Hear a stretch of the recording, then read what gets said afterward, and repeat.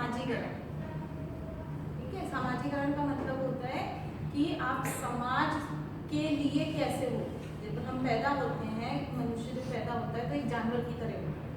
अगर उसको समाज नहीं मिले, सपोज उसको जंगल मिल गया, तो वो वहाँ अगर जानवरों के बीच रहेगा तो जानवरों के जैसा हो जाएगा। आपने वो मोगली की कहानी सुनी है कि मोगली बचपन में अपने माँ बाप से बिछुड़ गया था और वो कहाँ चला गया था, वो जंगल में छूट गया था गलती से, और वो वहीं पला बड़ा, तो उसकी जितनी हरकतें थी वो सब जानवरों के जैसे क्यों थी? क्योंकि उसने बचपन से वही सब कुछ देखा, वैसा ही वो कैसे चलते हैं, वो कैसे खाते हैं, वो कैसे पानी पीते हैं, वो कैसे एक पेड़ से दूसरे पेड़ कूद के चले जाते हैं, ये सब चीजें थी। इवन वो पानी भी कैसे पीता था, अगर आपने पिक्चर देखी हो तो वो ऐसे जानवरों की तरह, जैसे जानवर मुंह से पीते हैं ना पानी, उस तरीके से वो पानी पीता था। क्यों? क्योंकि उसको किसी ने बताया नहीं कि गिलास से पानी पीना, सारे जानवर वैसे ही पीते थे, वो भी वैसे ही पीने लगा। तो ये क्या था, उसका ऐसा समाजीकरण। तो हम क्योंकि ह्यूमन बीइंग हैं और हम समाज में रहते हैं और समाज के कुछ नियम प्रतिमान होते हैं, जैसा हमने पढ़ा था पहले लेसन में, तो वहाँ पे नियम प्रतिमानों में ये भी चीज आती है कि आपको समाज के एटिकेट्स आने चाहिए, समाज के तरीके आने चाहिए कि आप समाज में कैसे रहोगे, कैसे खाओगे, क्या पहनोगे, कैसे बोलोगे, किस तरह का व्यवहार करोगे। और व्यवहार भी अलग अलग ओकेजन्स के लिए, अलग अलग मौकों के लिए अलग अलग। यानी कभी दुख है तो आपको वहाँ पे हंसना नहीं है, जब दुख चल रहा है, कहीं पे किसी की मृत्यु हो गई है या कोई बीमार है, तो वहाँ अगर आप हंसोगे, किसी को बधाई दोगे, तो वहाँ पे आपको कहेंगे किसी पागल है, अकल नहीं है इसको। ऐसे कहीं पे खुशी का माहौल चल रहा है और वहाँ आप दुखी हो रहे हो, रो रहे हो, दुख प्रकट कर रहे हो, तो वहाँ कहेगा कि क्या, किस बात का दुख है भाई, खुशी चल रही है, मैं जीत गया, या मेरे अच्छे मार्क्स आ गए, या मेरे घर में शादी विवाह है, या किसी का जन्म हुआ है और तुम दुख मना रहे हो। तो ये सब चीजें कि व्यक्ति को समाज के अनुकूल बनाया जाए, उसके लिए समाजीकरण। ठीक है, तो हम उसी से रिलेटेड पूरा उसके कि क्या उसका मीनिंग है, उसकी क्या क्या स्टेजेस होती हैं, यानी एक व्यक्ति की कौन कौन सी स्टेजेस आती हैं समाज में जब वो आगे बढ़ता है कि अब उसको क्या सीखना है, फिर नेक्स्ट क्या सीखना है। क्योंकि एक पैदा होते ही उसको सब कुछ नहीं सिखा दिया जाता, हर एक चीज उसकी स्टेप बाय स्टेप आती है और हर एज अलग अलग होती है जिसमें वो अलग अलग तरीके से सीखता है कि आज मुझे क्या सीखना है। आज उसको कोई नया व्यक्ति मिला तो उससे उसने क्या सीखा, कुछ नया ग्रुप मिला, कहीं वो नई जगह गया, वहाँ उसने क्या सीखा। इस तरीके से उसका सामाजिकरण होता है और यहीं से उसकी पर्सनैलिटी भी डेवलप होती है। उसी से रिलेटेड कुछ थ्योरीज भी हैं और किन किन चीज़ों से उसका, यानी कौन से मीन्स हैं, कौन से साधन हैं या अधिकरण है जिनके कारण उसका सामाजिकरण।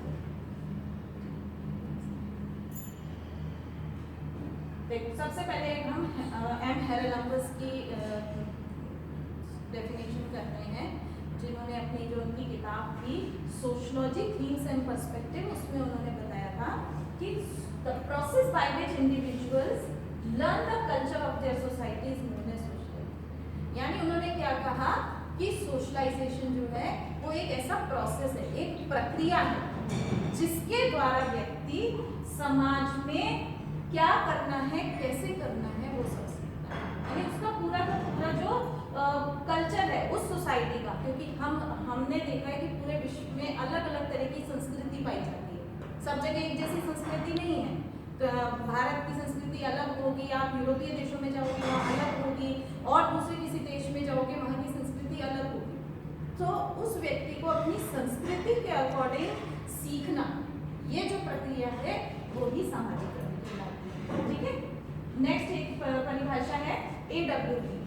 इन्होंने भी अपनी जो बुक थी सोशियोलॉजी, उसमें बताया कि sociology is the process by which child acquires a cultural content along with selfhood and personality. यानी कि इन्होंने साथ में क्या बात की कि वो संस्कृति तो सीख रहा है, जो उसको उसके परिवार या दोस्तों या जहाँ वो स्कूल में जा रहा है, कॉलेज में जा रहा है या और कहीं जा रहा है, वहाँ से वो संस्कृति तो सीख रहा है, लेकिन उसके साथ साथ में उसके अंदर एक पर्सनैलिटी डेवलपमेंट हो रहा है, यानी उसके व्यक्तित्व का भी निर्माण हो रहा है। और हर एक व्यक्ति के व्यक्तित्व जो होता है वो अलग अलग होता है। कैसे? कुछ आपने देखे होंगे बहुत स्मार्ट होते हैं, फटाफट हर बात का जवाब दे देते हैं, कुछ भी बोल लेते हैं, उनसे कुछ पूछ लो, उनको खड़ा कर दो आगे ला के तो वो फट से बोल लेते हैं। कुछ होंगे वो छुपते रहेंगे, वो छुपाते रहेंगे, नहीं नहीं नहीं हमें नहीं आता। कुछ होंगे बहुत ज्यादा गुस्से वाले होंगे, ना, उनको छोटी छोटी बातों पे गुस्सा आ जाएगा, कुछ बहुत ही सिंपल से होते हैं, उनको कुछ भी कह लो, डांट लो, बहुत जल्दी से इमोशनल हो जाते हैं, तो वो हर एक व्यक्ति की पर्सनैलिटी का डेवलपमेंट वो कैसे माहौल में रहता है, किस तरह से उसके साथ व्यवहार किया जाता है, उसको कितना प्रमोट किया जाता है, इन सब पे डिपेंड करता है। नेक्स्ट आते हैं कि हम इसकी कैरेक्टरिस्टिक्स या विशेषताएं करेंगे सामाजिकरण की, कि क्या क्या उसकी विशेषता है। तो सबसे पहले जो उसकी विशेषता है कि सामाजिकरण को क्या कहा गया है, ये प्रोसेस ऑफ लर्निंग है, यानी कि ये ऐसी प्रक्रिया है जो जीवन भर चलती है। एक बच्चा जब पैदा होता है और पैदा होने से लेके एक व्यक्ति की जब मृत्यु होती है, तब तक इंसान कुछ ना कुछ सीखता रहता है। आप देखो आज जो हमारे पूरे जो माँ बाप दादा दादी हैं, वो आज भी कुछ ना कुछ सीख रहे हैं, है ना। ये बच्चों से और कुछ नहीं तो मोबाइल में ही सीख रहे हैं कि बेटा मैसेज कैसे करते हैं, बेटा अगर किसी का मैसेज आया तो उसको जवाब कैसे देते हैं। जैसे हमारे घर में होता है, मेरे जो फादर हैं उनको ज्यादा अच्छे से नहीं आता, तो वो कहते हैं मैं पढ़ तो लेता हूँ लेकिन मुझे जवाब देना नहीं आता, मुझे उस पर इमोजी देना नहीं आता, मुझे जैसे थम्स अप आता है, किसी को स्माइल देनी होती है, या कुछ किसी को लिख के जवाब देना होता है, थैंक यू नहीं आता। तो अब वो किससे सीख रहे हैं, वो मेरे बेटे से सीख रहे हैं। क्यों? क्योंकि उसको वो आता है, लेकिन वो जो बड़े हो गए कि उन्होंने ऐसी चीजें नहीं देखी पहले, तो वो नहीं सीख पाए। तो इट मीन्स ऐसा जरूरी नहीं है कि छोटा बच्चा ही सीखेगा, बड़ा व्यक्ति बूढ़ा व्यक्ति भी सीखता है और जिंदगी भर सीखता रहता है कुछ ना कुछ। हम भी आज बहुत कुछ सीख रहे हैं, और सबसे अच्छी बात ये होती है कि आपको कभी ये मानना नहीं चाहिए कि मैं बड़ा हो गया, मैं अपने छोटे से कैसे सीखूं, है ना।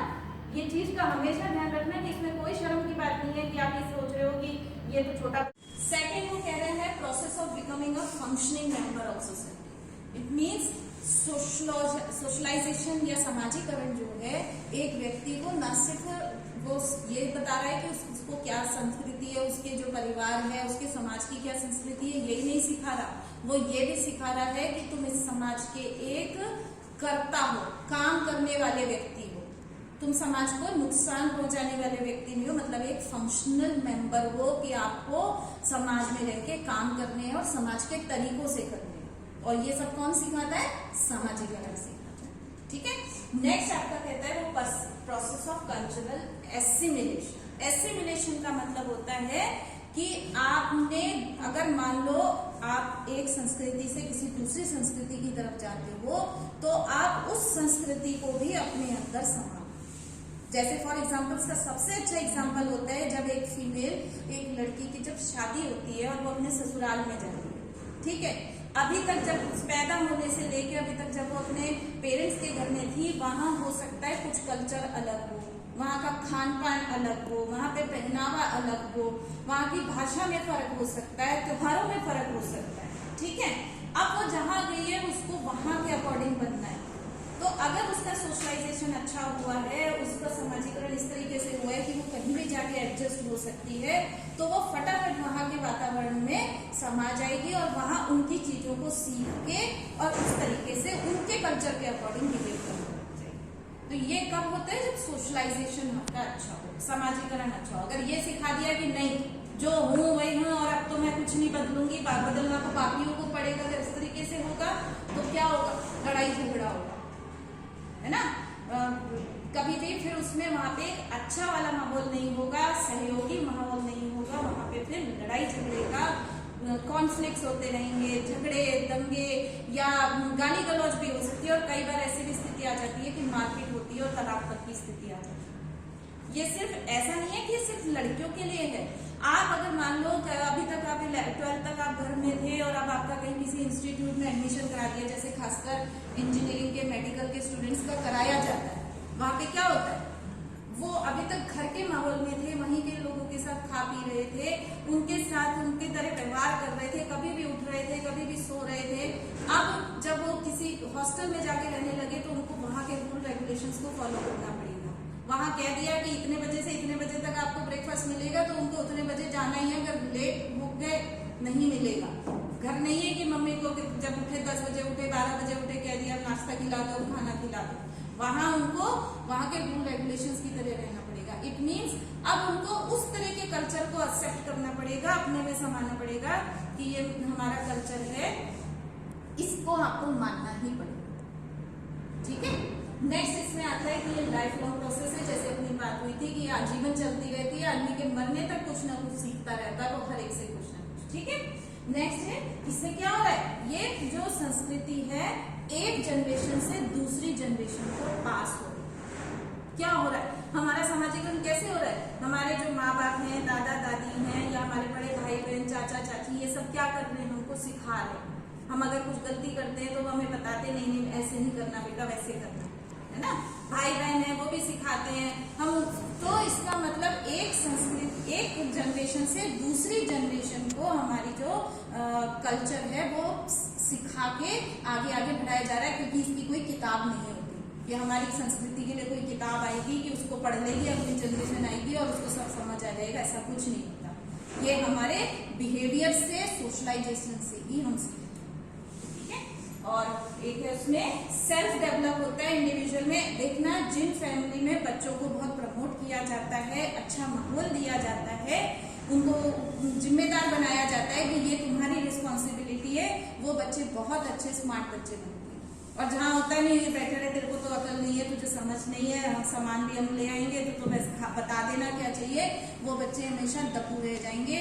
उनको जब आप बाहर भेजोगे ना, उनको समझ ही नहीं आएगा कि मैं ये सामान कैसे खरीदूं, कैसे खरीदते हैं, कितने पैसे देते हैं, क्या देते हैं, वो कुछ भी समझ नहीं पाएंगे, क्योंकि उनकी पर्सनैलिटी डेवलप नहीं हुई, उनका सेल्फ ही डेवलप नहीं हुआ। और ऐसे ही बच्चे बहुत बोलने में भी कमजोर होते हैं, उनको कहीं खड़ा कर दोगे तो वो घबरा जाएंगे और गुमसुम से बैठे रहेंगे। अगर बहुत सारी भीड़ या अनजान लोग आ गए तो उनको समझ ही नहीं आएगा अब मैं क्या करूं, कहाँ जाऊं, कैसे बचूं इन लोगों से।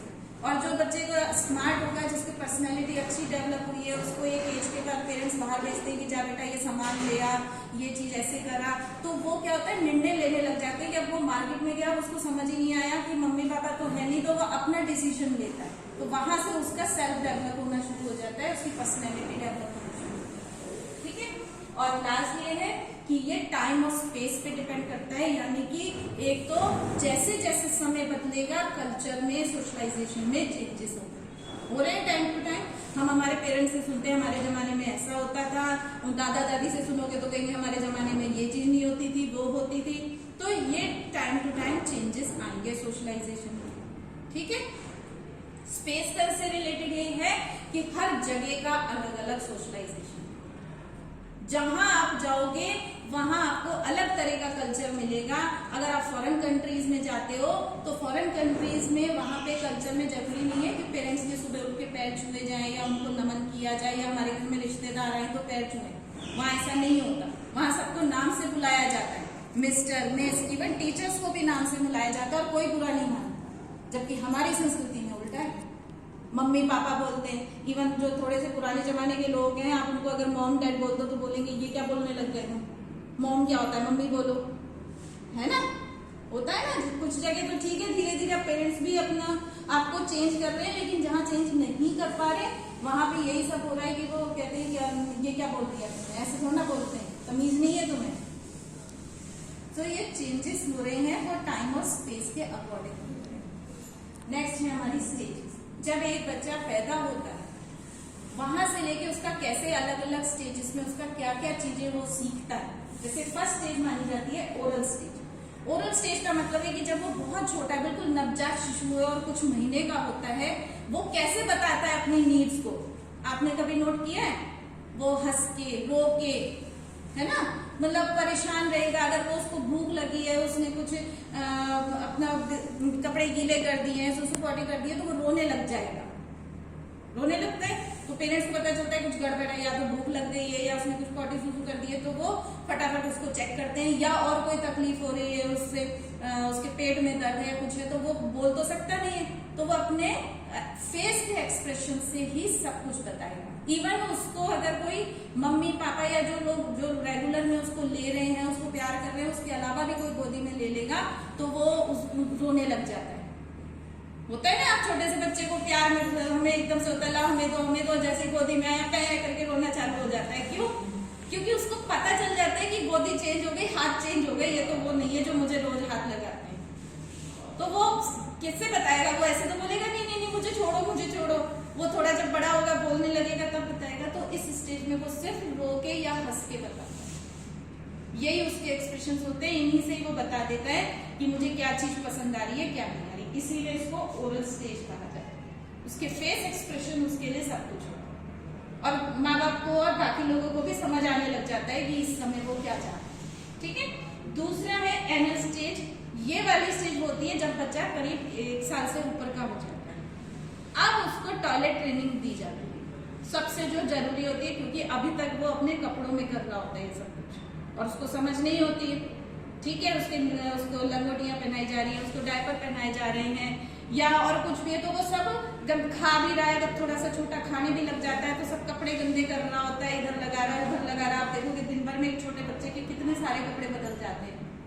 अगर किसी के घर में अगर ऐसा छोटा बेबी हो देखना, तो यहाँ से उसके टॉयलेट एटिकेट शुरू होते हैं। उसको कभी डांट के, कभी प्यार करके, कभी उसको शाबाशी देगी, यानी उसने कुछ अच्छा किया तो उनको इन सब चीजों से उसको प्रमोट किया जाता है कि हाँ बेटा तुम्हें क्या करना है। शुरुआत में उसको सिखाया जाएगा, देखो ये आपकी पोटी चेयर है, इस पे बैठोगे आप, आपको जगह है, बताओगे आप, जल्दी से हम लेके जाएंगे। और मान लो अगर फिर भी उसने नहीं बताया तो एक आध बार उसको समझाएंगे, फिर भी नहीं करता तो फिर डांटने का भी टाइम आता है, डांटा भी जाता है उसको, है ना।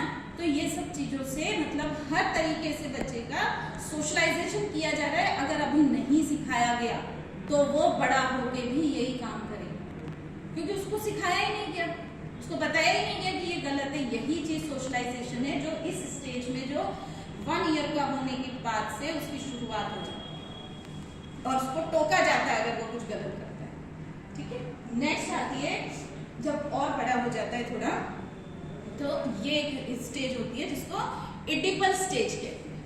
ये जो एडिपल स्टेज है, ये स्टेज होती है जब बॉयज गर्ल्स अपनी आइडेंटिटी को पहचानने लगते हैं।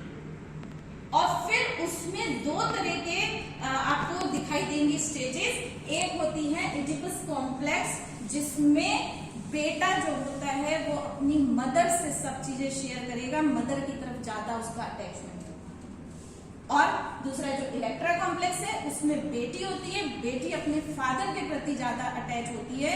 वो अपनी ज्यादातर चीजें, उसको कुछ चाहिए, कोई डिमांड भी करनी है ना, वो अपने फादर को करेगी और फादर भी बेटी की ज्यादा सुनेगा, अगर बेटा कहेगा तो कम सुनेगा। जबकि उधर उल्टा होगा, जो एडिपस कॉम्प्लेक्स है उसमें मदर ज्यादा सुनेगी बेटे की कम सुनेगी। ये होता है क्यों? क्योंकि अब क्या होता है, जो बच्चे बड़े हो रहे हैं उनके लिए अब जो नेक्स्ट जो दूसरा जो जेंडर है, अगर लड़का है तो उसके लिए दूसरा जेंडर उस घर में मदर है उसकी, ऐसे ही लड़की के लिए जो दूसरा जेंडर है या ऑपोजिट सेक्स है वो उसका फादर है। तो अब उनके लिए वो बहुत इंपॉर्टेंट होने लगते हैं कि मेरी जो सुन रहे हैं वो ये सुन रहे हैं, समझ गए। तो ये अपने आप आता है, ये ऐसा नहीं है कि कोई स्पेशल किसी में केस होगा, हर एक के घर में यही केस होगा कि हमेशा ही कहा जाएगा कि बेटियां जो होती हैं वो पापा की लाडली होती हैं और बेटे जो होते हैं वो पापा की लाडली होते हैं, मम्मी के साथ, है ना। वो इसीलिए होता है क्योंकि एक इस तरह का उनमें हार्मोन ऐसा रिलीज होता है कि वो अपने आप ही दूसरे जेंडर की तरफ उनका अट्रैक्शन चालू होता है। तो शुरुआत घर से होती है, फिर धीरे धीरे जब वो बाहर निकलते हैं तो फिर दूसरे जेंडर जो है लड़के लड़कियां, फिर उनकी तरफ उनका आकर्षण होता है। तो अब ये जो स्टेज आती है ये एडोलसेंस स्टेज होती है, जब बच्चे 9th-10th में आने लग जाते हैं और अब यहाँ पे उनके गर्लफ्रेंड और बॉयफ्रेंड वाले इमोशंस निकलने लगते हैं और टेंशन्स वाला स्टेज आ जाती है, जिसमें कि अब उनको समझ नहीं आता कि पढ़ाई करें कि किसी लड़की को खुश करें कि किसी लड़के को खुश करें कि माँ बाप को कैसे खुश करें, क्योंकि सारे तरफ से प्रेशर होता है, पढ़ाई भी कर लो, है ना, अपने मजे भी कर लो, क्या क्या करना। वो क्यों आता है? ये सब इसीलिए आता है क्योंकि ये स्टेज ही ऐसी, यहाँ से शुरुआत होती है। आदमी के अंदर ऐसे बच्चों में हार्मोन्स रिलीज होने लगते हैं कि उनका अपने आप अट्रैक्शन होता है। तो इसमें ये बहुत नॉर्मल है क्योंकि हमारी जो बॉडी है उसमें बहुत सारे हार्मोन्स रिलीज होते हैं और वो अलग अलग एज के अकॉर्डिंग आप देखोगे कि इस एज में आके गर्ल्स में भी बहुत सारे चेंजेस आते हैं, बॉयज में आते हैं, उनकी मूछें आने लग जाती हैं, गर्ल्स के अपने बॉडी चेंजेस होते हैं उनके साथ में, और दूसरी चीजें भी चालू हो जाती हैं, होती है ना। तो वो सब इसीलिए ये स्टेज ही ऐसी है, इसमें बहुत तनाव होता है, बच्चे अपने आप में भी टेंस हैं, माँ बाप अपने आप में टेंस हैं और दोनों आपस में एक दूसरे से टेंस है, समझ ही नहीं आता कि क्या करें।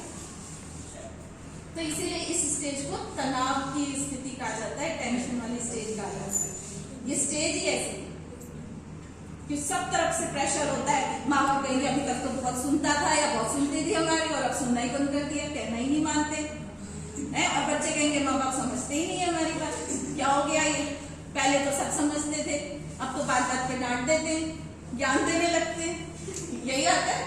तो वो ये स्टेज ऐसी है तनाव वाली। नेक्स्ट आती है आपकी यूथ स्टेज। जब थोड़ा और बड़े हो गए, कॉलेज में आ गए, अब थोड़ी सी रिस्पॉन्सिबिलिटीज आने लगती हैं, अपने करियर के प्रति उनका है ना रुझान होने लगता है कि अब क्या करना है। वो तो चल ही रहा है साइड बाय साइड उनकी, क्योंकि हार्मोन्स हैं वो सब वो हो रहे हैं, लेकिन साथ में अब उनको रिस्पॉन्सिबिलिटीज आ जाती हैं कि अब शादी हो जाएगी या माँ बाप शादी करेंगे तो हमें कुछ करियर होना चाहिए, हमारा कुछ बन जाए, हम कुछ कर लें, तो और ज्यादा रिस्पॉन्सिबिलिटीज बढ़ जाती हैं, क्योंकि एक नई चीज और जो गई इसके साथ कि करियर भी बनाना है, कुछ करना है। ठीक है, तो ये यूथ स्टेज आ गई। उसके बाद नेक्स्ट जो आती है एडल्टहुड स्टेज, जो होती है जिसमें कि अब वो और मैच्योर हो जाते हैं, उनकी शादी ब्याह कर दिया जाता है, यानी कि अब वो किस में आ गए, फैमिलियल रिलेशंस में आ गए। अब उनके ऊपर पारिवारिक जिम्मेदारियां आ गई, पारिवारिक जिम्मेदारियां आ गई, साथ में उनके जो दूसरे जो लोग हैं अब उनके साथ हो जाता है, बेटा अब तुम्हें अपना परिवार बड़ा करना है, अब तुम्हें अपनी नौकरी को भी और अच्छा करना है, कम पैसे हैं तो अच्छी और कोई नौकरी करनी है, अच्छी जगह सेटल होना है, फिर आगे बच्चों को अच्छे स्कूलों में एडमिशन कराना है, यानी उनके ऊपर और बहुत सारी ऐसी चीजें जिम्मेदारियां आ जाती हैं जो इस स्टेज में आगे होती हैं। तो यहाँ एक्चुअली में इन सबको बताने का मतलब क्या है कि ये बताना चाह रहे हैं कि ये ऐसी स्टेजेस हैं जिसमें इंसान हर समय कुछ ना कुछ सीख रहा है। बच्चे भी सीख रहे हैं क्योंकि उनको लाइफ में बहुत सारे एक्सपीरियंस मिलते हैं कि हमें क्या करना था, किस व्यक्ति से कैसा व्यवहार करना था, किसने हमें हमारे साथ कुछ गलत व्यवहार किया, किसने अच्छा किया, किसने हमारी तारीफ की, किसने मोटिवेट किया और किसने हमें धोखा दिया, कौन हमसे जलता था। ये धीरे धीरे इंसान हर चीज को स्टेज बाय स्टेज सीखता है। एक एज होगी जिसमें उसको फ्रेंड्स से ज्यादा बेस्ट कोई नहीं लगता, फिर उसके बाद जब एक स्टेज आती है तो उसको लगता है सब बेकार थे, मेरा टाइम खराब हो गया इनके साथ, तो मैं कुछ कर लेता इतने समय में। तो ये जब इंसान का अलग अलग एज आती है उसमें ये सारी चीजें उसको समझ में आती है।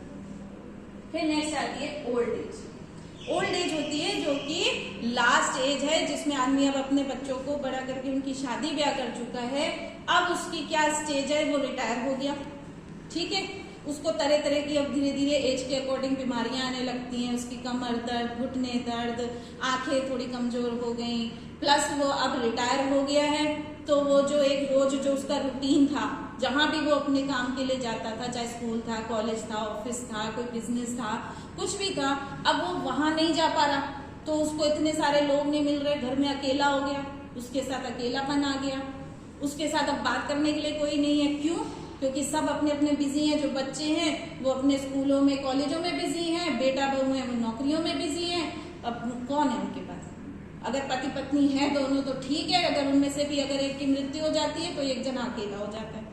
तो ये स्टेज ऐसी होती है जिसमें अकेलापन, डिप्रेशन, साइकोलॉजिकली वो मानसिक रूप से इतने वो परेशान हो जाते हैं कि उन्हें लगता है कि हे भगवान कैसा है, मैंने तो सबको पाल पोस के बड़ा किया, अब कोई मेरी कदर ही नहीं करता। ठीक है, तो ये ऐसी स्टेजेस आ जाती हैं जिसमें कि वो उनको टेंशन्स चालू हो जाती हैं, सबसे अब धीरे धीरे उनको कुंठा होने लगती है कि यार क्यों है ये लोग, मेरी तो कोई सुनता ही नहीं है, किसी चीज में मेरा कोई डिसीजन ही नहीं लेता, प्लस अब रिटायर हैं तो वो लोग आर्थिक रूप से भी निर्भर हो जाते हैं। ठीक है, फिर नेक्स्ट आपके आते हैं कि कहाँ कहाँ किन किन चीजों से एक व्यक्ति का सोशलाइजेशन होता है सोसाइटी में, यानी आप कहाँ कहाँ सीखोगे। आपने स्टेजेस तो देख ही ली कि कौन कौन सी स्टेजेस होती है, अब है कौन कौन से एजेंट्स हैं, एजेंसीज हैं। तो फर्स्ट सबसे पहला जो है एक व्यक्ति सीखता है वो अपने परिवार से और अपने रिश्ते नातेदारों से सीखता है। परिवार में आपको हर चीज सिखाई जा रही है, माँ बाप, दादा दादी, भाई बहन जो भी हैं, इसके अलावा भी बहुत सारे रिश्तेदार होते हैं जो टाइम टू टाइम आपको किसी ना किसी ओकेजन पे मिलते रहते हैं, आपके घर आते हैं, आप उनके घर जाते हो, वहां जाके आप बहुत सारी चीजें, बहुत सारे मैनर्स, व्यवहार करना, कैसे उनके साथ रहना है, कौन व्यक्ति आएगा तो किस तरह के कपड़े पहनने हैं। ये भी होता है कि कोई एक अलग मेंटेलिटी का आता है, माँ बाप कहते हैं बेटा नहीं आज तो सूट ही पहनना है, आज पैंट शर्ट में नहीं आना, है ना, या शॉर्ट्स में नहीं आना। ये चीजें अलग अलग टाइम पे डिसाइड होती हैं कि किस तरह के आप रिश्ते नातेदार से मिल रहे। दूसरी चीज आती है प्ले ग्रुप फ्रेंड्स, यानी जब आप छोटे हो या थोड़े स्कूल लेवल में होते हैं तो बच्चे आपने देखा है खेलते हैं, घरों में खेलते हैं, गलियों में खेलते हैं, गार्डन में जाके खेलते हैं। वहां भी तो सीख रहे हैं वो, वहां क्या क्या सीख रहे हैं, वहां फ्रेंडशिप करना सीख रहे हैं। वहां पे अगर किसी ने बात नहीं मानी है तो लड़ाई करना सीख रहे हैं। गेम में कुछ बेईमानी हो गई तो अपने अधिकार के लिए लड़ना सीख रहे हैं, सब सीख रहे हैं। नहीं तो नहीं वो आउट था, तू कैसे नहीं माना, ऐसे शुरुआत तो हो जाती है। क्रिकेट खेल रहे हैं, अरे वो आउट था, उसको ऐसे कर दिया, वो कैच कर लिया, वो दूसरा कह रहा नहीं वन टिक हुआ था। ये क्या हो रहा है, ये सब चीजें वो आपस में खुद डिसीजन लेना, अपने हक को बताना कि मैं जीता था या मैं आउट नहीं था, वो सब चीजें वहां सीखी जा रही है। तो ये सब फ्रेंड्स के साथ सीखा जा रहा है। और ये भी सीखा जा रहा है कि अगर अच्छा काम नहीं किया, मेहनत नहीं की तो हारना भी पड़ेगा। जो अभी तक घर में क्या हो रहा था, माँ बाप दादा दादी खुद हार जाते थे जानबूझ के। अच्छा बेटा तू फर्स्ट आ गया, चल तूने दूध पहले पी लिया, तूने ये पहले खा लिया, कुछ खाने को देते थे, बच्चे नाटक करते तो क्या होता है कि पापा को हराना है, अपन को ऐसे हो जाता है, या उसको हराना है किसी दूसरे भाई बहन को। तो अब वहां पे बाहर फ्रेंड्स में नहीं होगा, फ्रेंड्स नहीं हारेंगे, हर कोई ये कोशिश करेगा कि मैं जीतूं, ठीक है। तो यहाँ पे वो हारना जीतना भी सीखता है। नेक्स्ट उसका आता है नेबरहुड, पास पड़ोस। कौन सा पड़ोसी किस तरह के व्यवहार वाला है, उसके साथ कैसे रहना है, उसको कैसे बातें करनी है, उसको किस तरह से ग्रीट करना है, उनके घर जाना है तो क्या करना है। जैसे कुछ लोग होते हैं, मान लो आपके घर में तो चप्पल लेके पूरे घर में घूम लेते हैं, हो सकता है किसी के घर में चप्पल भारी उतार के जानी हो। ऐसे भी कई घर होते हैं ना, अपने घर में अलाउ ही नहीं करते, भारी उतरवा लेते हैं। तो अब आप उनके घर जा रहे हो तो आपको वहां देखना पड़ेगा कैसे बात करनी है, कैसे जाना है। तो ये सारी चीजें हम पास पड़ोस में सीखते हैं। फिर उसके बाद आ जाते हैं एजुकेशनल इंस्टीट्यूशंस, यानी अब बच्चे जब जहाँ जिस भी शैक्षिक संस्था में जाएंगे, जो स्टार्टिंग उनकी प्ले ग्रुप से होती है, प्ले ग्रुप हो गया, फिर प्राइमरी हो गया, तो हर जगह वो कुछ ना कुछ सीखता है। पढ़ाई के साथ साथ बहुत सारे वो मैनर्स सीखता है। खाना कैसे खाना है, अब सपोज करो खाना खाया, खाना कपड़ों पे गिर गया, तो फ्रेंड्स क्या करेंगे, हंसी उड़ाएंगे क्लासमेट्स। तो खाना खाना ही नहीं आता, देख तूने कैसे गंदे से खाया, सारा डेस्क गंदी कर दी। ये सब चीजें सिखाई जाएंगी। फिर नेक्स्ट आपके आते हैं मैरिज, यानी अब जब वो व्यक्ति एक स्टेज पे आ गया जहां उसकी शादी हो रही है, तो अभी तक वो लड़का या लड़की अपने माता पिता का लाडला था, अब जब वो परिवार बसाने जा रहा है तो वहां उसको अपने पति या पत्नी की तरह उसको एडजस्टमेंट्स करने पड़ेंगे। उनको क्या चीज अच्छी लगती है, क्या चीज अच्छी नहीं लगती, उसके अनुसार व्यवहार करना पड़ेगा। अब खुद की इच्छा से नहीं होगा, अब जीवन साथी की इच्छा से, जीवन साथी के परिवार की इच्छा से बहुत कुछ करना पड़ता है, जो आपको पसंद नहीं हो फिर भी करना पड़ता है, ठीक है। हो सकता है आप अपने घर में बिना नहाए धोए सब खा भी लेते थे, लेकिन अब आप जिस घर में गए वहां आपको नहा धो के खाने पीने को मिलेगा, तो आपको एडजस्ट करना पड़ेगा। वैसे तो ना कहोगे नहीं मैं भूखे रह लूंगा, तो रह लो, कितने दिन रह लोगे, नहीं रह सकते, तो धीरे धीरे आप एडजस्ट करोगे। तो मैरिज रिलेशंस आपको बहुत कुछ सिखाते हैं। ऐसी रिलीजियस इंस्टीट्यूशंस होती हैं, यानी धार्मिक संस्थाएं, जब आप बाहर जाते हो, आप जाके वहां पे मंदिर में जा रहे हो, मस्जिद में जा रहे हो, जो भी आपका रिलीजन है, गुरुद्वारा है, आप वहां जाके अलग अलग तरीके से देखते हो कि कहाँ पे किस तरीके से जाते हैं। कहीं पे सिर ढकते हैं, कहीं पे हाथ पैर धोना जरूरी है। गुरुद्वारे है और मस्जिद है, वहां पे बिल्कुल सिर ढका जाता है, बाल ढके जाते हैं, है ना। कुछ जगह मंदिर है उसमें ठीक है आपने ढक लिया तो कोई बात नहीं, चर्च वगैरह में भी कोई ऐसा वो नहीं होता। तो हर जगह का अलग अलग होता है, वहां पे अलग अलग तरीके से व्यवहार किया जाता है। नेक्स्ट आपके आते हैं इकोनॉमिक ऑक्यूपेशनल इंस्टीट्यूशंस। इकोनॉमिक और ऑक्यूपेशनल इंस्टीट्यूशंस जो होते हैं वो ये सिखाते हैं आपको, यानी कि आप जब नौकरी कर रहे हो तो बॉस जो कहेगा, आपका हेड जो कहेगा आपको मानना पड़ेगा, आपको उनके अकॉर्डिंग काम करना पड़ेगा। आपकी बात अच्छी लगेगी तो बॉस मान लेगा, नहीं तो बॉस के अकॉर्डिंग आप करेंगे, ठीक है। फिर आते हैं आपके कल्चरल ग्रुप्स, वो होते हैं अलग अलग, कहीं पे हम कोई डांस ग्रुप ज्वाइन करते हैं, कोई म्यूजिक ग्रुप ज्वाइन करते हैं, या कोई और दुनिया भर के बहुत सारे क्लब्स होते हैं, ऐसी चीजें होती हैं जो आप ज्वाइन करते हो और वहां से सीखते। पॉलिटिकल इंस्टीट्यूशंस जो है हमारे, राजनीतिक संस्थाएं, वो जो है राजनीतिक संस्थाएं भी सिखाती हैं कि आप किस व्यक्ति को वोट दो, किसको नहीं दो। ये सब आप अपने दिमाग, जब आप 21 के हो जाते हो, 18 ईयर्स के, तो और आपको वोट देने का अधिकार होता है, तो आपके दिमाग में ये भी चीजें आती हैं कि कौन सी पार्टी अच्छी है, कौन सी नहीं अच्छी है, हमें किस व्यक्ति को वोट देना है, किसको नहीं। नेक्स्ट आती है थ्योरी, जिसमें फर्स्ट थ्योरी आपकी आती है लुकिंग ग्लास सेल्फ थ्योरी, जो C.H. फुले ने दी। इन्होंने कहा कि हम जैसे शीशा देखते हैं, हमारे घर में शीशा होता है, हम तैयार हो जाते हैं, शीशा देखते हैं तो हाँ यहाँ पे ये अच्छे से नहीं लगी, ये कंघी अच्छे से नहीं हुई, इधर से ऐसे हो रहा है वैसे हो रहा है, तो उसके अकॉर्डिंग हम अपने आप को ठीक कर लेते हैं। सेम चीज वो कहते हैं कि जब हम समाज में देखते हैं और हमें समाज कहता है नहीं ये अच्छा नहीं हुआ, ऐसा आज अच्छा नहीं लग रहा, ये काम अच्छा नहीं किया, तो हम उसके अकॉर्डिंग अपने आप को चेंज करते हैं। मीन्स समाज हमारे लिए क्या है, एक मिरर की तरह है जो हमारे बिहेवियर को बता रहा है कि ये अच्छा बिहेवियर है या अच्छा बिहेवियर नहीं है। अगर उसने तारीफ की हमारी, हमें उसके लिए किसी ने कोई एक अच्छा सा कमेंट दे दिया कि वाह क्या लग रहे हो या क्या काम किया, तो आप देखोगे आपका मन करेगा बार बार आप वैसे उसी तरीके से करो, उस तरह की ड्रेस पहनो, उस तरह का मेकअप करो, ठीक है। लेकिन अगर समाज ने कह दिया क्या बकवास है, अच्छा नहीं है, बेकार का काम किया, तो अगली बार आप सोचोगे नहीं यार ये नहीं अच्छा नहीं लगा था, सबको कुछ और करना चाहिए। यही चीज हम शीशे में देख के करते हैं, है ना। तो यही उन्होंने बोला कि एक समाज जो है ग्लास की तरह है और हर व्यक्ति जो है उस समाज को देख के अपने आप को अपना सोशलाइजेशन करता है। नेक्स्ट जो बताई थी वो जॉर्ज हर्बर्ट मीड की थ्योरी थी, जो उन्होंने बताई थी जनरलाइज्ड अदर्स थ्योरी, जिसमें आई और मी की बात की कि एक तो मैं और एक मेरे को जो दूसरे लोग देखना चाहते, दोनों में फर्क है। मैं हो सकता हूँ आलसी हूँ, मेरे को कोई काम नहीं आता, मैं ढंग से बोल नहीं पाता, लेकिन दूसरे लोग अगर ये चाहते हैं कि मैं ऐसा करूं, मैं ये चीज जाके बोलूं, तो आपका सोशलाइजेशन तभी होगा जब आप उस चीज को मानते। तो यहां से आपका क्या डिसाइड होता है कि मी आई जो है वो इंडिविजुअल का बिहेवियर है कि वो दूसरों के प्रति कैसा व्यवहार करता है, और मी जो है वो दूसरों का रिस्पॉन्स है। सपोज करो मैंने किसी को कुछ गाली दे, अब हो सकता है वो गाली देने के बाद दूसरा व्यक्ति जो है मुझे उसके प्रति बोले कि निकल जाओ यहाँ से, तुम्हें अकल ही नहीं है, तुम्हें अकल सिखाई नहीं गई। तो यहाँ पे क्या हुआ, मेरे को पता चला कि ये बहुत गलत था, मैंने अपने कुछ गलती की, ठीक है। यहाँ से उस व्यक्ति का सोशलाइजेशन होता है, अगली बार वो गाली नहीं दी। या कोई आया उसने बोला बहुत अच्छे से सबका अभिवादन किया, सबने उसकी तारीफ की, तो यहाँ उसको पता चला कि अरे ये तो बहुत अच्छी चीज थी, सब मेरी तारीफ करके गए कि कितने अच्छे आपने संस्कार दिए, तुम्हारे माता पिता बहुत अच्छे हैं, कौन है, क्या करते हैं। तो इससे क्या पता चल गया कि अब आप वो व्यक्ति वैसा व्यवहार बार बार करे क्योंकि उससे उसकी तारीफ हुई थी।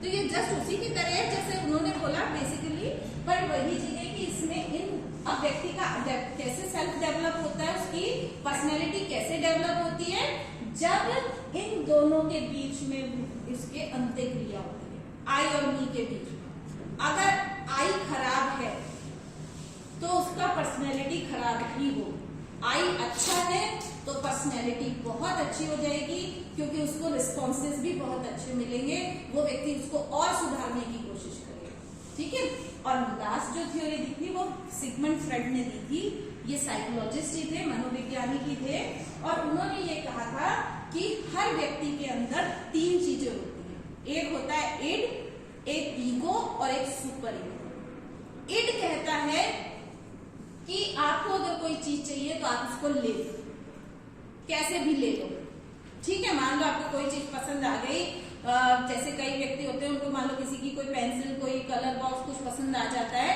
तो वो मौका मिलते ही पार कर लेते हैं, ठीक है।